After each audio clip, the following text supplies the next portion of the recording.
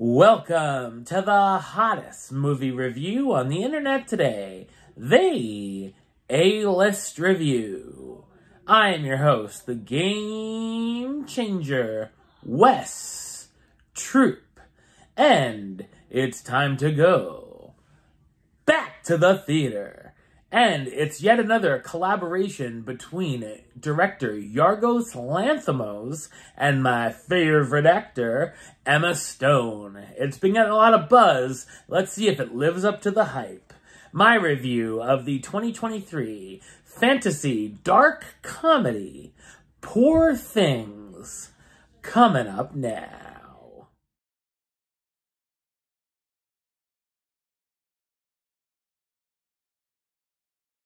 Set in Victorian London, Bella Baxter is a young woman who, after committing suicide, is resurrected by Godwin Baxter, an unorthodox scientist who acts as a father figure to her. Bella has the mind of a child, still learning how to speak and eat, but her intelligence is rapidly developing.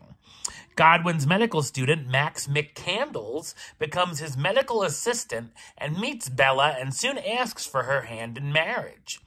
As she grows older and desires freedom, Bella runs off with an arrogant lawyer, Duncan Wedderburn, to see the world and ends up on a journey of self-discovery and sexual liberation. So what did I think of Poor Things? I thought it's an amazing fantasy dark comedy.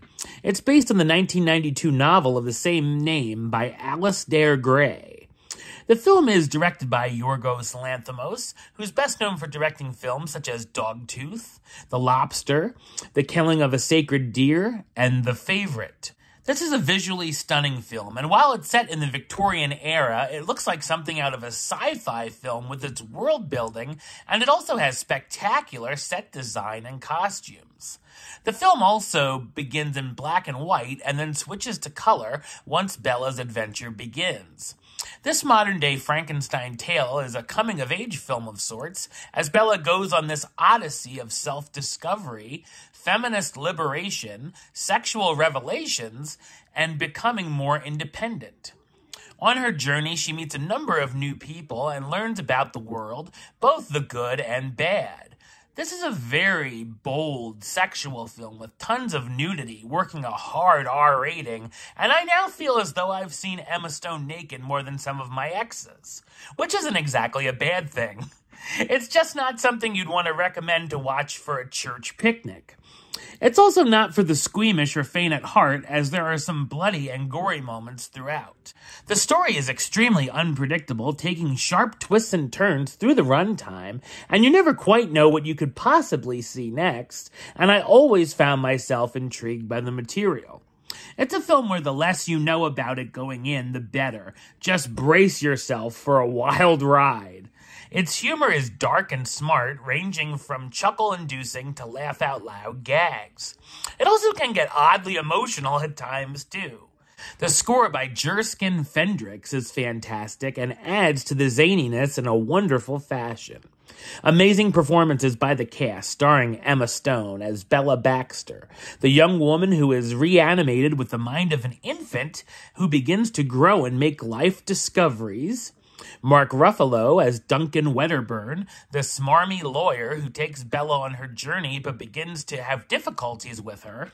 Willem Dafoe as Godwin Baxter, the odd surgeon who creates Bella, and Rami Youssef as Max McCandles, God's student who begins to fall for Bella. Poor Things is a bizarre and bonkers experience in the best way, and is easily one of my favorite films of the year.